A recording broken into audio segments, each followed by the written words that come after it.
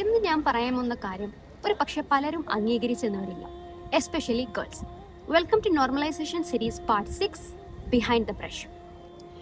വാമ്പേഴ്സിനെ കുറിച്ചുള്ള കഥകൾ നമ്മൾ കേട്ടിട്ടുണ്ടാവും. ഒരുപാട് മൂവീസും സീരീസും ഒക്കെ അതിനെ ബേസ് ചെയ്തിട്ടുണ്ട്. യുവത്വം നിലനിർത്താൻ വേണ്ടിയിട്ട് മറ്റുള്ള ജീവികളുടെ രക്തം കുടിക്കുന്ന ഒരു തരം ഫിക്ഷണൽ ക്രീച്ചർ. ഇതുപോലെയാണ് വെസ്റ്റേൺ സമൂഹത്തിലെ സ്ത്രീകൾ.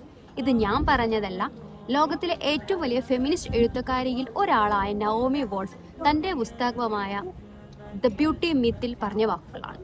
സമയം കിട്ടുമ്പോൾ അത് വായിക്കുന്നത് നന്നായിരിക്കും. അബോർട്ട് ചെയ്യപ്പെട്ട കുട്ടികൾ, ദർ ഫീറ്റൽ സ്റ്റേജ്, ചേലാകർമ്മം ചെയ്യപ്പെട്ട ബേബീസിന്റെ ഫോർ സ്കിൻസ്, ഇതൊക്കെയാണ് നമ്മൾ കാണുന്ന പല ബ്യൂട്ടി പ്രൊഡക്ട്സിന്റെയും പ്രധാന ഇൻഗ്രീഡിയൻറ്റ്. പല റിസർച്ചുകളിലും സ്റ്റഡീസുകളിലും നമുക്കത് കാണാൻ സാധിക്കും. And let me show you A video clip based on this. Facials.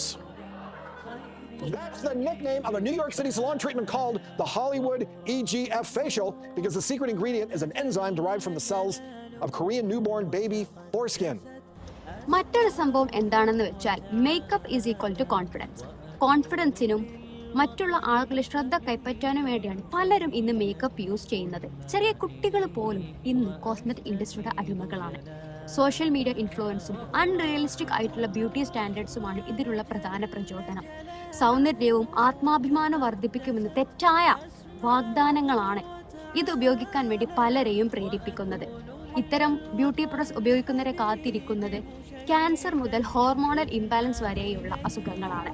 ഒരു കാര്യം മനസ്സിലാക്കിയാൽ നന്നായിരിക്കും, ഈ കാണുന്ന ഇൻഡസ്ട്രീസ് ഒന്നും നമ്മളെ നന്നാക്കാൻ വേണ്ടിയല്ല ഇവർ പ്രൊഡക്ട്സ് ഉണ്ടാക്കുന്നത്. It's pure business. രണ്ടാമത്തെ കാര്യം, എത്രയൊക്കെ എന്തൊക്കെ ചെയ്താലും മനുഷ്യനാണ്, പ്രായമാകും, ഒരു ദിവസം മരണപ്പെടും. സ്വന്തം സൗന്ദര്യത്തിലുള്ള ആത്മാഭിമാനവും വിശ്വാസവുമാണ് ആദ്യം ഉണ്ടാക്കിയെടുക്കേണ്ടത്.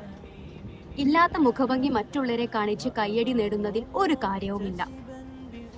മേക്കപ്പും കോസ്മെറ്റിക്സും ജീവിതത്തിന്റെ ഒരു ഭാഗമായി കണക്കാക്കാതെ, കോൺഫിഡൻസിന്റെ ഒരു ഘടകമാക്കാതെ learn to use them casually.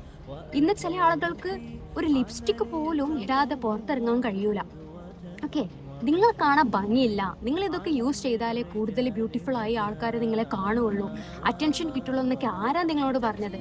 I don't want some industries defining my beauty standards. എനിക്ക് ആത്മാഭിമാനത്തോടെ നല്ല പ്രൗഡോട് കൂടി എനിക്ക് പറയാൻ സാധിക്കും that I am confident and I am happy in my own beauty. ഇങ്ങനെ ഒരു മെൻറ്റാലിറ്റി ആയിരിക്കണം നമ്മൾ ഉണ്ടാക്കിയെടുക്കേണ്ടത്. And I am saying this again, makeup ഒന്നും യൂസ് ചെയ്യേണ്ട എന്നല്ല ഞാൻ പറഞ്ഞത്, learn to use them casually.